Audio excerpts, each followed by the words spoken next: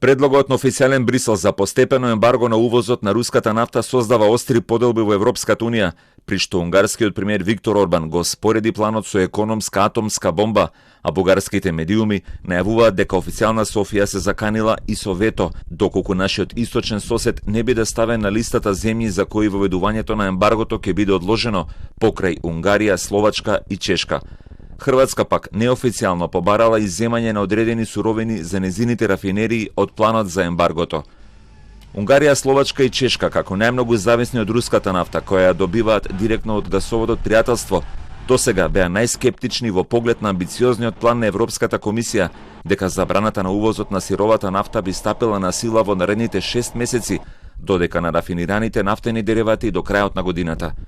Последниот предлог за компромис сугерира дека Унгарија и Словачка би имале можност постепеното откажување од руската нафта да го завршат до крајот на 2024 година, 2 години подоцна од првичниот предлог, а за Чешка исклучокот би траел до јуни 2024, додека земјата не се приклучи на трансатлантскиот гасовод, кој сега ги поврзува Италија, Австрија и Германија. Но најнов момент е дека и Бугарија бара да биде додадена на листата земји која би била изземена од ембаргото. Медиумите во Софија пренесуваат дека владата се заканила со употреба на ветото доколку тоа не биде прифатено.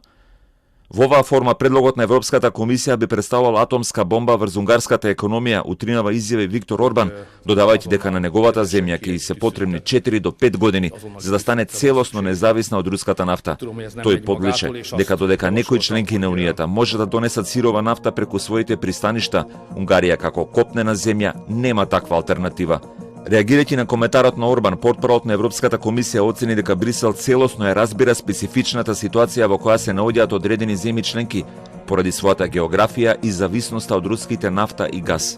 Sanctions are a sophisticated tool that, as we have always said, are meant to ensure that we can inflict maximum pain on the Kremlin and its ability to finance its war machine, while at the same time minimizing the impact on the EU and indeed on the rest of the world. Истовремено високиот представник на Европската унија за надворешна политика Хозеп Борел изјави дека доколку не биде бргу постигнат договор за ембаргото, наредната недела тој ќе закаже состанок на шефовите на дипломатиите на земјите членки. Ембаргото на руската нафта се смета за најрадикалната мерка на Европската унија како одговор на руската инвазија на Украина.